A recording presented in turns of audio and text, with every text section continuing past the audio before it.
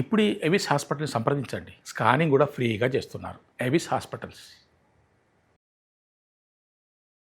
నమస్కారం, మీరు చూస్తుంది సుమన్ టీవీ. నేను మీ కీర్తి. జూలై 24th, జూలై 24వ తారీఖు ఆషాఢ అమావాస్య వచ్చేస్తుంది కదా.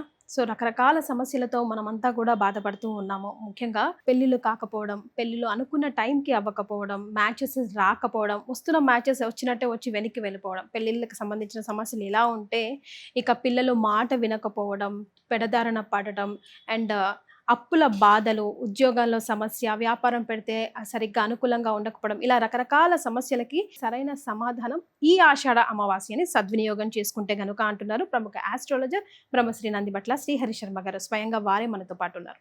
నమస్తే గురుగారు. వాగర్థావివ సంపృక్తౌ వాగర్థ ప్రతిపత్తయే జగతః పితరౌ వందే పార్వతీ పరమేశ్వరౌ ఆదిత్యాయ చ సోమాయ మంగళాయ బుధాయ చ గురు శుక్ర శనిభ్యశ్చరాహవే కేతవే నమః.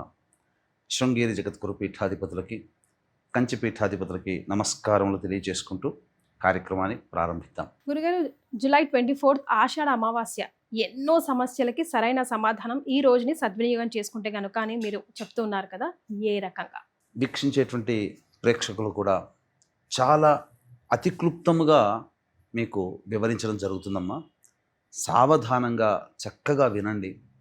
ఎందుకనంటే ఈ వీడియోలో ఉన్న ఈ 10 నిమిషాల వీడియోలో మీరు ముఖ్యంగా వీక్షించేటువంటి ప్రేక్షకులు పడుతున్నటువంటి అనేక సమస్యలకి సులువైన పరిష్కార మార్గం తెలియచేయడం జరుగుతుంది. అంటే ఇప్పుడున్నటువంటి సమాజంలోనమ్మా, ఒకప్పుడు అంటే ఒక 40-50 సంవత్సరాల క్రిందట చాలామంది శాస్త్ర ప్రకారం నడుచుకున్నటువంటి కారణం చేత ఎన్ని సమస్యలున్నా, ఎన్ని ఇబ్బందులున్నా, ఎంత అప్పున్నా ధైర్యంగా నిలబడ్డారు. కానీ ఇప్పుడు మనిషి జీవించడానికే, బ్రతకడానికే సమయం సరిపోవట్లేదు. అంటే జీవన పోరాటంలో యుద్ధం తప్ప గెలుపు ఓటములు అనేటువంటివి లేవు. యుద్ధం చేయడమే నిర్విరామంగా, ప్రతిరోజు ఒక యుద్ధం లాగానే పరిగెత్తుతూనే ఉన్నారు. ఎవరు ఓడిపోవట్లేదు, ఎవరు గెలవట్లేదు. కానీ ప్రశాంతత లేదు, సమాధానం దొరకట్లేదు, సమస్య పరిష్కారం కావట్లేదు. రోజు ఏదో ఒక సమస్యతో సతమతమవుతున్నారని చెప్పవచ్చు. ఎవరిని కదిలించిన మాట వరుసకైనా బాగున్నావంటే బాగున్నాను అంటే ఏదో అలా చెప్తున్నారు. దీనికి గల కారణం ఏంటంటేనమ్మా, ప్రస్తుతం ఉన్నటువంటి సమాజంలో వాళ్ళకే తెలియనటువంటివి కొన్ని ఉన్నాయి. అంటే కుటుంబంలో ఇప్పుడు మన వీడియో చూసేంత వరకు కూడా వాళ్ళకి నిజంగా ఇదేనా సమస్యకి, అన్ని సమస్యలకి ఇదేనా మూల కారణం అని వీడియో చూసిన తర్వాత తెలుస్తుంది. అంతవరకు వాళ్ళకి కూడా తెలియదు. చాలామంది కూడా మీ వీడియో చూసేంత వరకు కూడా మాకు కొన్ని ఇలా ఉంటాయి, ఇలా జరుగుతాయని తెలియదు. చూసిన తర్వాత క్లారిటీ వచ్చింది కాబట్టి మీరు చెప్పిన పద్ధతి ప్రకారం మీతో పాటే నడుస్తామని చెప్పి గత 15 సంవత్సరాలుగా ఈ మాట వినడం, చెప్పిన మాట వినడం, తద్వారా వాళ్ళ జీవితంలో ఎంతోమంది బాగుపడ్డారు. ఇది నిజం గురుగారు. కమెంట్ బాక్స్ చెక్ చేస్తేనే అర్థమవుతుంది చాలా మందికి. చాలా. ఎందుకనంటే ఈ రోజుల్లో పిల్లలు గొప్పగా చదువుకుంటుంటారు, ఉద్యోగం ఉంటుంది, ఆస్తి ఉంటుంది, అందం ఉంటుంది, వివాహాలు కావట్లేదు. ప్రతి కులములో ఇదే సమస్య. పోనీ అమ్మాయిలు తక్కువ ఉన్నారంటే అమ్మాయిలు ఉన్నారు, కానీ అమ్మాయిలకు తగ్గ అబ్బాయిలు లేరు, అమ్మాయిలకి తగ్గట్టుగా అబ్బాయిలు ఉండట్లేదు. ఆ రేషియో అనేటువంటిది సరిపోవట్లేదు. పోనీ అంతా బాగుంది, దాంపత్యం ఏమైనా బాగుంటుందా అని అంటే చేసుకుంటారు. ఏదో ఫస్ట్ షో, ఈవినింగ్ షో చూసినట్టుగా కొన్ని రోజుల్లోనే వాళ్ళ దాంపత్య జీవితం అనుమానాలు, అగాధాలతో దూరం అయిపోతున్నారు. పోనీ అంత చక్కగా ఉంది, పెళ్ళయింది, దంపతులు బాగున్నారు అంటే సంతానం కలక ఇబ్బంది. ఈ రోజుల్లో ఎంతమంది లేరమ్మా. అంతేకాకుండా పెళ్ళై ఏళ్ళు గడుస్తున్న వాళ్ళ జీవితంలో అభివృద్ధి అనేటువంటిది ఉండదు, ఎదుగుదల. అలాగే చాలా మటుకు సమస్యలతో సతమతమవుతూ ఉంటుంటారు. చాలామంది అనేక రకాల సమస్యలు, ఇంటి సమస్యలు, కోర్టు సమస్యలు, అలాగే భూ సమస్యలు, ఆరోగ్య సమస్యలు ఎడతెరిపి లేకుండా డాక్టర్ల చుట్టూ తిరుగుతారు, అన్ని టెస్టులు చేస్తారు, అన్నీ బాగుంటాయి, కానీ ఏదో ఒక రకమైన సమస్యతో బాధపడుతుంటుంటారు. అంతేకాకుండా ప్రయోగ బాధల వల్ల చాలా ఇబ్బందులు పడుతూ ఉంటుంటారు. చక్కటి కాపురంలో చిచ్చులు లేగుతుంటుంటాయి. అలాగే పిల్లలు బాగా చదువుకున్న వాళ్ళు అకస్మాత్తుగా బుద్ధిహీనులు అయిపోతుంటుంటారు. ఏమైంది మన అబ్బాయిలకి, అమ్మాయిలకి అని చెప్పి వాపోతుండే వాళ్ళు ఉంటారు. అలాగే ఇంకా అనేక రకాల సమస్యలమ్మ, ఒకటా రెండాని కాదు. కుటుంబ సభ్యులు ఎవరికి వారు యమునా తీరే, ఒకరి మాట ఒకరు పట్టించుకోరు. ఇంకా చెప్పాలి అని అంటే చాలామంది కుటుంబాల్లో ఇప్పుడు దీర్ఘకాలిక వ్యాధులతో బాధపడుతున్నారు. పూర్వకాలంలో విన్నారు అసలు?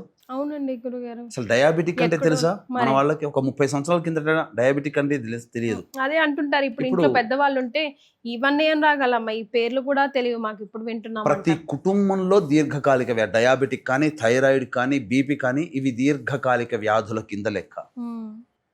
అది తర్వాత లివర్ ఫెయిల్యూర్, కిడ్నీ ఫెయిల్యూర్, క్యాన్సర్తో ఎక్కువగా బాధపడుతున్నారు.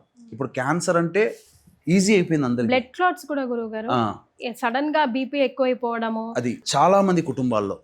అంతేకాకుండా జీవితంలో ఎన్ని ప్రయత్నాలు చేసినా ఎదుగుదల అంటూ ఉండదు. ఇప్పుడు ఎలాంటి స్థితిలోకి వచ్చారంటే సభ్యులు, కుటుంబ సభ్యులు కానీ, వీక్షించే ప్రేక్షకులు కానీ, మేము ఎన్నో పూజలు చేశాం, మొక్కని దైవం అంటూ లేదు, తిరగని చెట్టు అంటూ లేదు, మొక్కని దైవం అంటూ లేదని చెప్పి వాపోతుంటారు. దేవుడు లేడనే స్థితికి వచ్చారు. ఇలా వాపోతూ ఉన్నటువంటి వాళ్ళ కుటుంబాలలో సమస్యలతో ఎంత గొప్పగా నిజాయితీగా ఉన్నా చాలామంది సమస్యలతో సతమతం అవుతుంటుంటారు. అంటే ఎందుకు సమస్యల గురించి ఇన్ని చెప్పాల్సి వస్తుందనంటే, మనం తెలిసి ఎవరికి ఏ మోసము చేయలేదు, ఏ తప్పు చేయలేదు, అయినా దేవుడు మనకెందుకు ఇంతగా పరీక్షిస్తున్నాడు సమస్యలతో అంటే, ఈ జన్మలో చేసుకున్నది కాదు, మన గత జన్మలలో చేసుకున్నటువంటిది. వీటన్నిటికీ మూల కారణం ఇంకా చెప్పాలి అంటే, పిల్లలు తల్లిదండ్రులు కష్టపడి సంపాదించి అభివృద్ధిలోకి వస్తే వాళ్ళ పిల్లలు ఇప్పుడు అయోగ్యులైపోయి ఉన్నారు.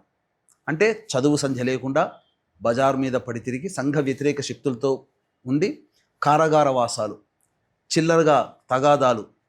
అసలు కొంతమంది పిల్లలు పుట్టిన తర్వాత శారీరక మానసిక లోపాలతో బాధపడుతూ ఉంటుంటారు.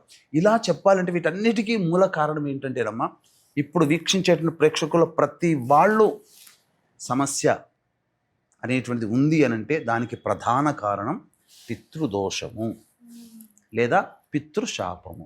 మరి దీనికి ఏంటి గురుగారు పరిష్కార మార్గం? ఉందమ్మా, పరిష్కార మార్గం ఉంది. పరిష్కారం అంటే ప్రతి తాళంకి తాళం చెవి ఉంటుంది. మరి భగవంతుడు సమస్య ఇచ్చాడు అని అంటే దానికి పరిష్కారం కూడా ఉంటుంది. కానీ సమస్య పరిష్కారానికి సరైన వేదిక వాళ్ళకి దొరకట్లేదు. అది దొరకాలన్నా కూడా మన కర్మఫలమే కదా గురుగారు? కర్మఫలం కాదమ్మా. మన జ్ఞానం ఎక్కడికి పోయిందమ్మా? మన బుద్ధి, మన జ్ఞానం. ఇప్పుడు పెన్ను కొనుక్కునేటప్పుడు 4 సార్లు రాసి పడుతుందా లేదా అని చూసి కొనుక్కుంటాం. టమాటాలు, వంకాయలు కొనేటప్పుడు పుచ్చులున్నాయా చూసి కొనుక్కుంటాం.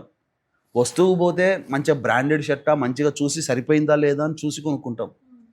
మొబైల్ కావాలంటే మంచి బ్రాండ్ ఏదో కొనుక్కుంటాం. పిల్లలకు పుస్తకాలు మంచి కాలేజీలో ఎక్కడ చేర్పించాలని చెప్పి, మంచి స్కూల్లో అని చెప్పి వెతికి మరీ పెడతాం. అనారోగ్యం చేస్తే ఎక్కడ గొప్ప మంచి హాస్పిటల్ అని చెప్పి మంచిగా ఎవరు ట్రీట్మెంట్ చేస్తారు. ఇన్ని సమస్యల్లో వాటన్నిటికీ జ్ఞానం పనిచేసినప్పుడు ఇక్కడికి వచ్చేసరికి వాళ్ళకి ఏమీ తెలవట్లేదమ్మా. చాలామందికి అనుకునే కామన్ మిస్టేక్స్ కొన్ని చెప్పమంటారా?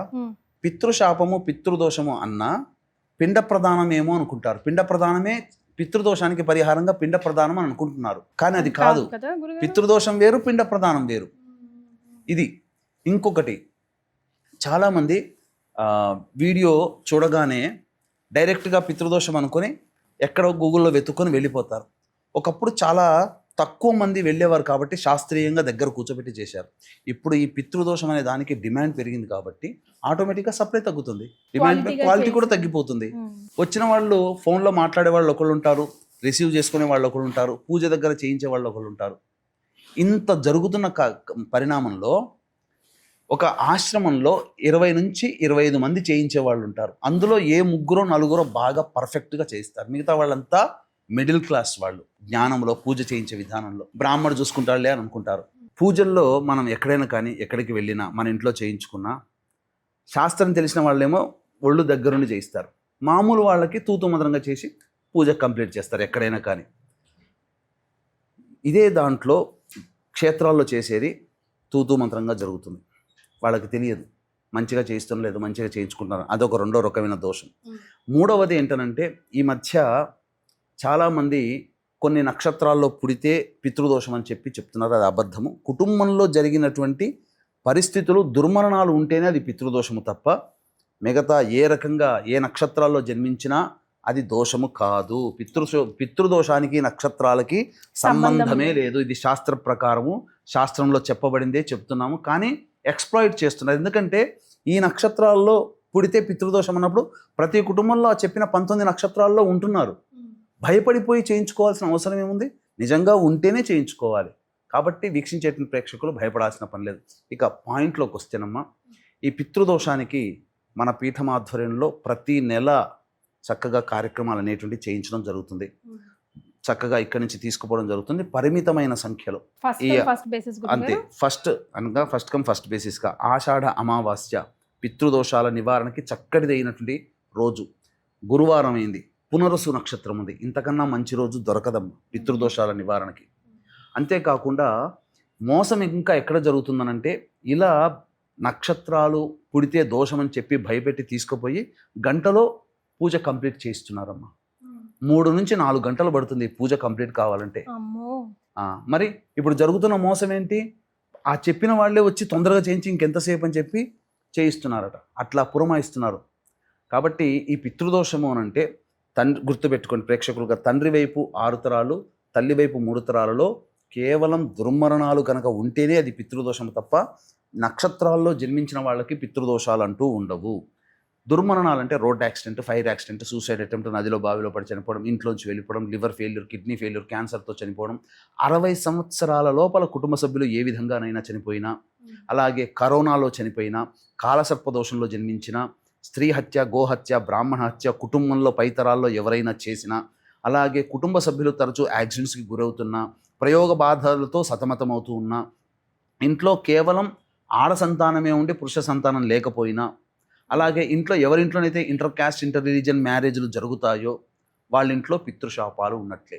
అంతేకాకుండా తరచూ జిల్లె పురుగులు, బొద్దింకల పడితే ఎక్కువగా ఉన్నా, గోడలకి క్రాక్స్ ఎక్కువగా ప్రతి ఇంట్లో ఉన్నా, అలాగే నల్లాలు కొత్తవి ఎన్ని మార్చినా వారం బాగుంటాయి, తర్వాత నీటి బొట్టు చుక్క చుక్కగా కారిపోతూ ఉన్నా, అలాగే ఏ కుటుంబంలోనైతే కుటుంబ సభ్యుల మధ్య అవగాహన లేకుండా ఎవరికి వారే యమునా తీరే అన్నట్టుగా ఉంటారు, అలాగే శారీరక మానసిక లోపాలతో జన్మించి ఉంటారు, అలాగే సంఘ వ్యతిరేక శక్తులతో కలిసి కారాగార వాసమైనటువంటి కుటుంబాలలో, అలాగే ఇంకా చెప్పాలి అని అంటే మీతో పాటు వివాహమైనప్పుడు కొన్ని కుటుంబాల్లో వివాహం అయి ఉంటాయి కొన్ని జంటలకి. ఆ జంటల్లో కొన్ని కుటుంబాలు బాగా అభివృద్ధిలోకి వస్తాయి, కొన్ని కుటుంబాల్లో అస్సలు అభివృద్ధిలో ఉండవు. ఎక్కడ వేసిన గొంగడ అక్కడైనటువంటిది. అభివృద్ధి లేని జీవితం, 30 సంవత్సరాలు పెళ్ళైనా కానీ జీవితంలో అభివృద్ధి లేదు అని అంటే ఆ కుటుంబంలో పితృశాపం ఉన్నట్టే. అలాగే కుటుంబ సభ్యులు కొంతమంది ఇంట్లోంచి వెళ్ళిపోతుంటారు, ఎక్కడికి పోయారో తెలియదు, బ్రతికున్నారో లేదో తెలియదు, అటువంటి కుటుంబాల్లో పితృశాపం ఉంటుంది. అలాగే చాలా గొప్పగా బ్రతికి ఫ్లైట్లలో తిరిగిన వాళ్ళు స్కూటర్ల దగ్గరకు వచ్చేసేస్తారు. అలాగే ఇంకా చెప్పాలి అని అంటే కుటుంబంలో గొప్పగా కోట్లు సంపాదించి ఒక అనాలోచిత నిర్ణయంతో మొత్తం డబ్బునంతా పోగొట్టుకుంటారు. తరచూ డైవర్స్ అవుతున్నా, సంతానం కలగక ఇబ్బందులు పడుతున్నా, పెళ్ళిళ్ళు కాక ఇబ్బంది పడుతూ ఉన్నా, ఇలాంటి కుటుంబాలలో పితృశాప ప్రభావాలు ఉంటాయి. లివర్ ఫెయిల్యూర్, కిడ్నీ ఫెయిల్యూర్, క్యాన్సర్తో ఎవరు చనిపోయినా ఇవి పితృశాపాలు అనేటువంటివి ఉంటాయి. అలాగే తిరగని మొక్కంటూ లేదు, తిరగని చెట్టు అంటూ లేదు, ఇలా చెప్పుకుంటూ దైవం అంటూ లేదు అని చెప్పి దైవము లేదనే స్థాయికి దిగజారిపోతారు కదా, అటువంటి కుటుంబాల్లో కూడా పితృశాపం ఉంటుందమ్మా. ఇతర రాష్ట్రాల్లో, దేశాల్లో ఉన్న వారికి ఎలా గురుగారు మరి పరిస్థితి? ఇప్పుడు చాలామంది బిజీ స్కెడ్యూల్లో ఉన్నటువంటి వాళ్ళు ఉంటారు, అలాగే అనారోగ్య పరిస్థితిలో ఉండి రాలేని వాళ్ళు ఉంటారు, విదేశాల్లో ఉన్నటువంటి వాళ్ళు ఉంటారు, చిన్న రాలేని వాళ్ళు ఉంటారు. ఇలాంటి వాళ్ళ కోసం బ్రాహ్మణుని కర్తగా పెట్టి చేసుకోమంది. ఎందుకంటే కొడుకులు చేయకూడదు, తండ్రి లేని వాళ్ళు మాత్రమే చెయ్యాలి. కాబట్టి ఇది దోషంతో కూడుకుంది. ఏ బ్రాహ్మడు పడితే ఆ బ్రాహ్మడు ఒప్పుకోడు, పైగా దీనికి తండ్రి లేని బ్రాహ్మడు కావాలి. కాబట్టి ఒక బ్రాహ్మణుని కర్తగా పెట్టి చేయించడం జరుగుతుంది. ఆ బ్రాహ్మణుని కర్తగా పెట్టి చేయించిందంతా కూడా మళ్ళీ మీకు సంబంధించిన వీడియో రికార్డింగ్ కూడా పంపించడం జరుగుతుంది. అంత ట్రాన్స్పరెన్సీ ఉంటుందమ్మా, ప్రతిదీ ఉంటుంది, అన్ని దగ్గరుండి పట్టించుకుంటాను. కాబట్టి ఇబ్బంది పడాల్సినటువంటి అవసరం లేదు. చక్కగా 3-4 గంటలు పడుతుంది. మిగతా చోట్ల తూతూ మంత్రంగా చేయించి కొన్ని నక్షత్రాల్లో జన్మిస్తే పితృదోషం అని చెప్పి భయపెట్టి తీసుకొని పోయి కేవలం గంటలో ఈ పూజని కంప్లీట్ చేసి పడేస్తున్నారు. అది చాలా మోసంగా జరుగుతుంది. అటువంటి మోసాల బారిన పడకండి. ఎందుకంటే మిమ్మల్ని హెచ్చరించడం, ఇది చెప్పకపోతే మీరు ఎందుకు చెప్పలేదు అని అంటారని చెప్పి చెప్తున్నాను తప్ప చెప్పాల్సిన ఉద్దేశం కూడా ఇందులో ఏమాత్రం లేదు, స్వలాభం లేదు. కాకపోతే 15 సంవత్సరాలుగా ఈ యొక్క కార్యక్రమాన్ని దగ్గరుండి చేయించడం జరుగుతుంది. మన అనుభవంగా చెప్తున్నాను, నిజాయితీగా జరుగుతుంది. అవకాశం ఉన్నవాళ్ళు ఈ నెల 24వ తారీఖు రోజున జరిగేటువంటి పితృదోష నివారణ కార్యక్రమంలో పాల్గొనే ప్రయత్నం చేయండి. రాలేని వాళ్ళ కోసం బ్రాహ్మణుని కర్తగా పెట్టి చేయించడం జరుగుతుంది. 23వ తారీఖు రోజున బయలుదేరుతారు. దీనికి ఆఖరి తేదీ 21వ తారీఖు లోపల మీరు నమోదు చేసుకునే ప్రయత్నం చేయండి. ఆషాఢ అమావాస్య చాలా గొప్పదైనటువంటిది పితృదోష నివారణకి. ఈ అవకాశాన్ని మాత్రం ఎవ్వరు కూడా మిస్ చేసుకునే ప్రయత్నం చేయకండి. చాలా సంతోషం గురుగారు, ధన్యవాదాలు. సర్వం శ్రీ ఉమామహేశ్వర పరబ్రహ్మార్పణమస్తు.